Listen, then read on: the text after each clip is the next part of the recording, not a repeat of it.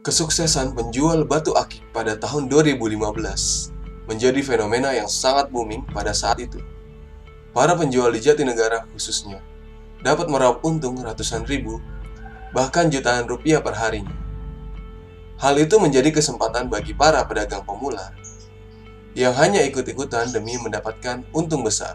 Momen tersebut dimanfaatkan dengan sangat baik oleh para pedagang baru.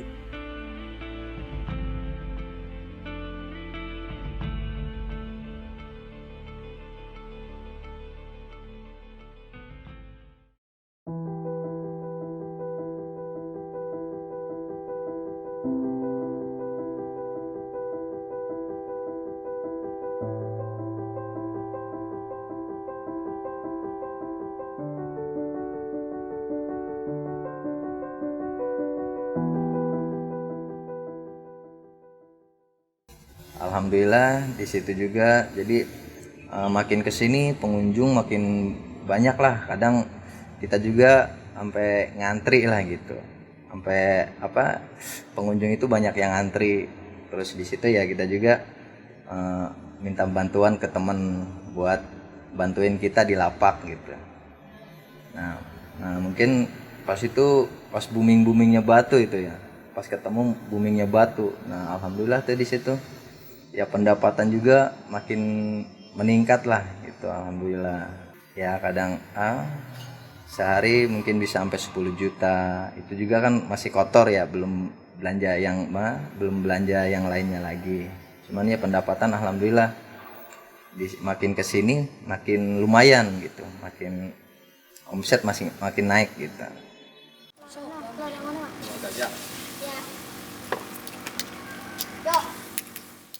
3 juta pernah sehari itu. Iya.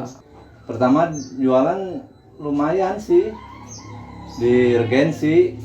Kadang-kadang ya penghasilan sih lumayan, kadang-kadang 300 malah per hari gitu. Kalau lagi bagus mah dapet gitu. Kebanyakan kan pandan. Jadi kan batu angkik juga istilahnya kan waktu itu mah harga batu akik itu masih 30-25 kan per biji. Kadang-kadang kan jual ada yang cepet per biji itu. Pas boomingnya ya waktu 2015 sehari kadang-kadang dapat ya, bagi kita gede sih 2 juta, kadang-kadang 2,5 juta itu sehari gitu. Alhamdulillah kita tertarik jualan batu karena jualan batu itu lebih enak, simpel, udah gitu untungnya cukup gede juga.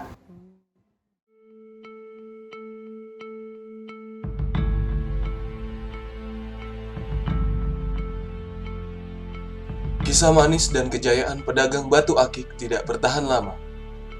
Sekitar tahun 2016, penjualan batu akik menurun drastis. Tidak seperti setahun sebelumnya yang sangat ramai. Kondisi itu berlangsung hingga saat ini.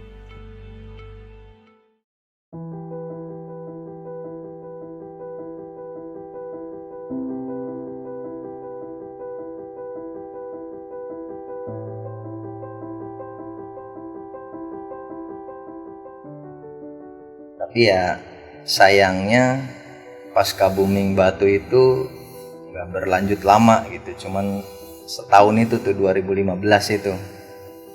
Nah di situ juga ya saya juga stok juga masih banyak, sedangkan jadi pembelanjaan pas boomingnya batu sama pas turunnya batu itu jauh gitu. Makanya di situ jadi yang modal yang booming itu jadi belum ketutup gitu. Jadi pas 2016 itu ya itulah masa-masa anjloknya batu. Itu juga nggak tahu kenapa, apa dari perekonomian apa dari apa kurang tahu ya, bisanya anjlok begitu gitu. Nah pas habis booming itu ya mungkin apa pelanggan juga makin berkurang. Nah di situ untuk yang hobi-hobi sih alhamdulillah gitu ya kan, itu masih berjalan. Itu pas 2016 itu pas masa-masa mungkin baru ini kali ya, baru anjloknya Batu. Jadi ya omset juga di situ sangat menurun drastis gitu omset juga. Ya pas setelah anjloknya Batu ya kita juga akhirnya yang ada malah kita jual-jualin gak sesuai dengan modal yang kita beli gitu. Nah disitulah jadi karena kebutuhan kali ya, karena kebutuhan juga. Terus ya di situ ya mungkin masa-masa ininya lah, masa-masa terpuruknya gitu. Ya dulu kalau waktu boomingnya Batu sehari bisa nyampe 5-10 juta lah gitu ya. Pas udah anjloknya Batu ya, pas turunnya Batu ya, sepinya Batu itu ya kadang kita kan kadang jualan iketan juga, jualan apa, main di polesan juga, main di Batu juga. Jadi kalau nggak ada Batu yang kejual ya alhamdulillah dapat dari polesan. Kalau nggak dapat dari polesan ya dapat dari iketan gitu. Cuman ya nurunnya sangat drastis gitu. Jadi kadang pas waktu rame pas boomingnya Batu itu iketan itu bisa berkodi-kodi kan. Anjloknya Batu ya kadang kita dapat 100, kadang 200, ya tinggi-tingginya 500 lah gitu. Kalau lagi ada Batu yang kejual gitu. Jadi pas turunnya Batu iketan kadang ya cuman laku 2, cuman laku 3. Itu pas baru anjloknya Batu itu.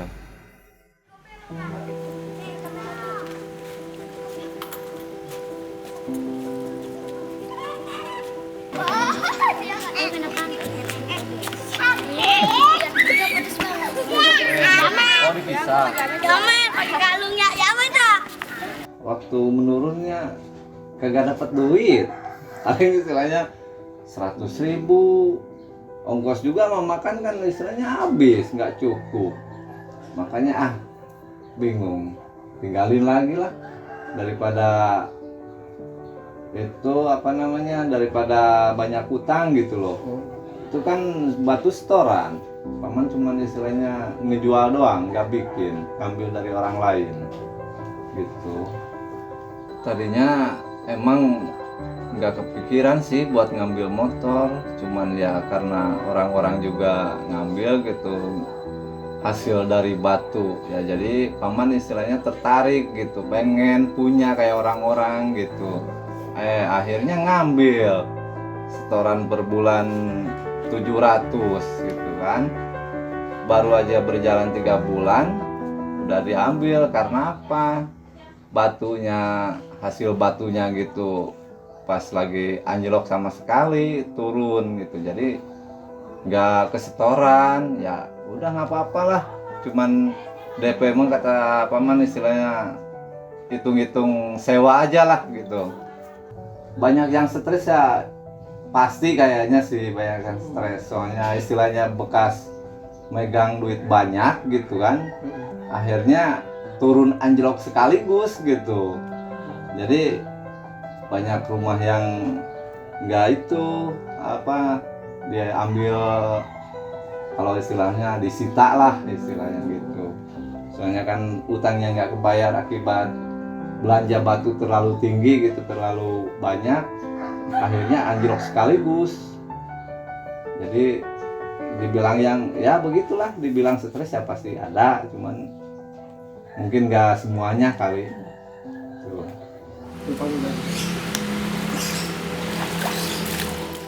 Iya ya, pertama Batu booming kan orang yang dari kecil yang nggak punya motor, nggak punya kendaraan, sampai beli 1-2 gitu kan. Itu waktu boomingnya ya. Ada yang beli mobil 1-2, bikin rumah segala macam, alhamdulillah tercukupi gitu kan segala keinginan. Setelah batu menurun, ya begitu, mobil yang hasil batu dijual lagi buat makan sehari-hari gitu kan. Yang mobil juga sama, yang rumah juga sama. Ya begitulah, efeknya benar-benar ini terpuruk lah pas batu menurun. Kalau sekarang sih masih berjalan ya dikit-dikit gitu, ada yang udah kembali lagi gitu, udah ada yang semangat lagi, cuman beberapa gitu kan, nggak semua, nggak kayak dulu-dulu waktu tahun 2015 itu kan, waktu tahun 2015 hampir satu kampung pengrajin batu semua di sini. Alhamdulillah separuh-separuh ada yang mulai lagi gitu. Makanya kita keniatan insya Allah dalam jarak waktu dekat insya Allah mulai lagi gitu.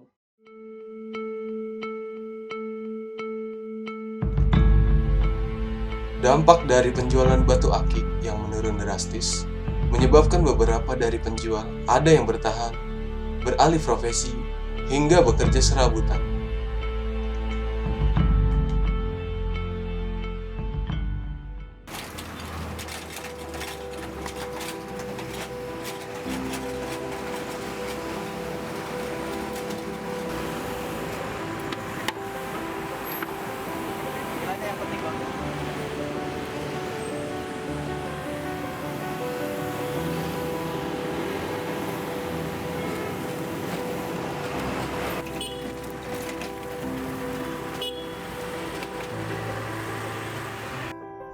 Makin kesini ya kita telatenin aja.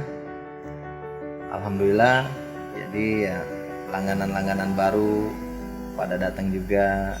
Terus pas 2017 ya 2016 gitu kan turunnya batu ya. Pas 2017 kita telatenin, alhamdulillah sedikit demi sedikit ada lagi langganan gitu.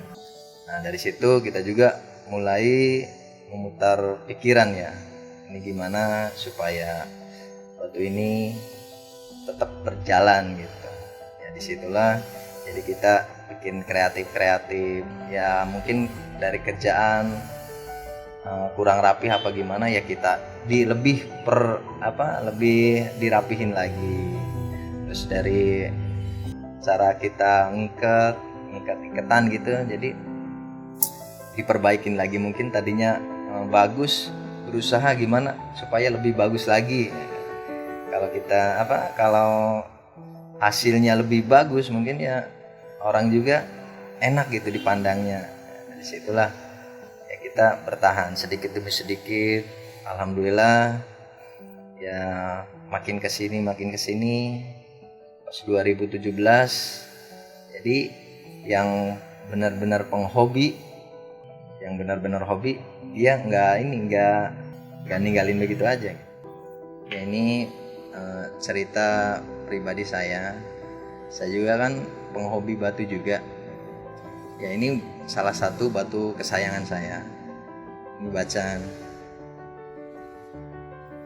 Ini dulu pernah ada yang nawar 20 juta ya, waktu boomingnya batu, waktu rame-ramenya batu. Tapi ya kita bertahan karena ini ya salah satu batu kesayangan saya gitu. Ya untuk sekarang ya untuk lihat perbedaan aja ya, perbedaan antara booming batu sama sekarang gitu. Jadi sekarang alhamdulillah sih tawaran ada 7 juta gitu ya. Jadi mungkin harganya sangat jauh lah tawaran dulu sama tawaran sekarang gitu. Jadi ya karena kita suka, karena kita juga hobi juga gitu, jadi sayang gitu untuk dijual. Tapi ya kalau untuk bicara batu-batu yang lain ya itu tergantung kualitas batu sih untuk harga. Jadi gimana orang suka juga, terus gimana kualitas batu, kristalan batu. Jadi ya itu sangat pengaruh banget gitu. Dari dim batu juga berpengaruh gitu. Seperti yang ini juga sama Bacan, cuman kualitas juga udah lumayan lah gitu, kristalnya udah lumayan, cuman di sini ada totolnya gitu ya. Untuk kualitas batu sendiri ya, dari kualitas batu juga untuk harga sangat berpengaruh ya. Jadi kualitas batu ini bacan tapi masih ada hitamnya ya, masih ada hitamnya. Masih kualitas batu udah lumayan. Ini masih semi kristal ya. Ini masih semi kristal. Cuman masih ada logamnya di sini. Jadi ya untuk kualitas seperti ini ya harga bisa di angka 500. Ini untuk kualitas seperti ini. Nah ini karena dim batu juga gede gitu, dimensi batu gede ya, untuk kualitas seperti ini ya kristalnya udah lumayan. Jadi karena dimensi batunya gede, jadi harga juga berpengaruh dari dimensi batu. Kalau yang seperti ini bisa harga 1,5 juta.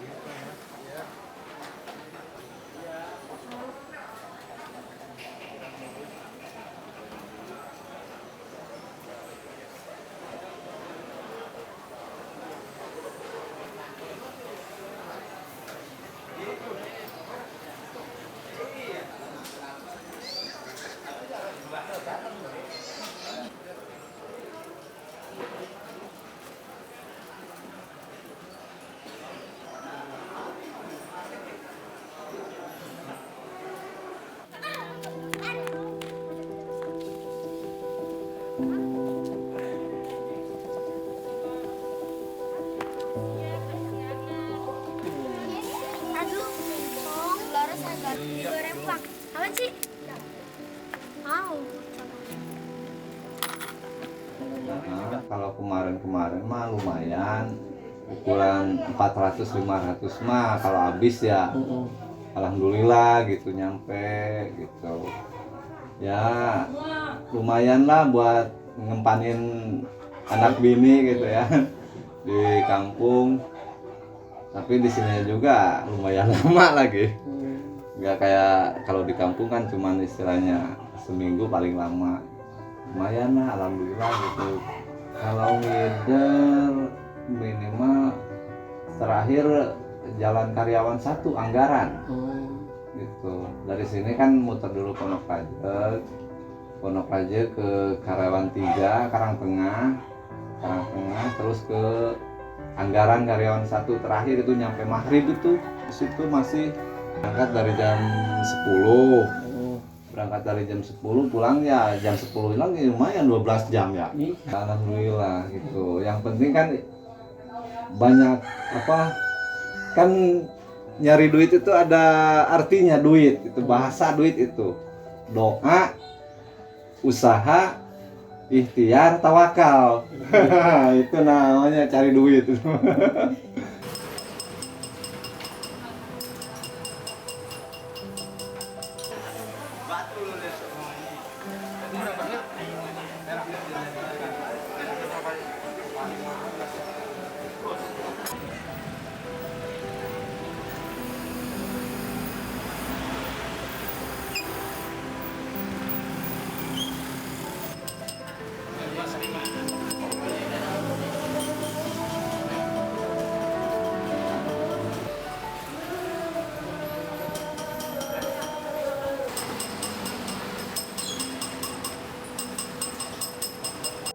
Setelah libur dari Batu Aki, kita kembali ke bertani lagi. Ya biasa jual beli bambu gitu di kampung. Kalau ini sih nggak ngitung hari ya, soalnya kan bambu itu tergantung pemakaian orang gitu, orang umum lah istilahnya. Ada yang belanja gitu baru, nah nggak kayak ini kadang seminggu 2 kali, soalnya kan kita pengepul jadi bukan pengecer. Paling seminggunya kita keuntungannya kisaran 1 juta gitu kan seminggu. hitungannya minggu lah istilahnya gitu. Ya dicukup-cukupin sih sebenarnya. Cukup-cukupin alhamdulillah gitu kan. Setelah libur dari Batu kita serabutan apa ya, kerjain hidup di kampung gitu kan. Insya Allah dalam waktu dekat insya Allah kita tertarik lagi, soalnya Batu sekarang kan udah mulai ini lagi, mungkin peminatnya sekarang mulai bangkit gitu. Dicari yang antik-antik, yang bagus-bagus, mungkin dari yang baik lebih yang terbaik lagi yang dicari mungkin gitu.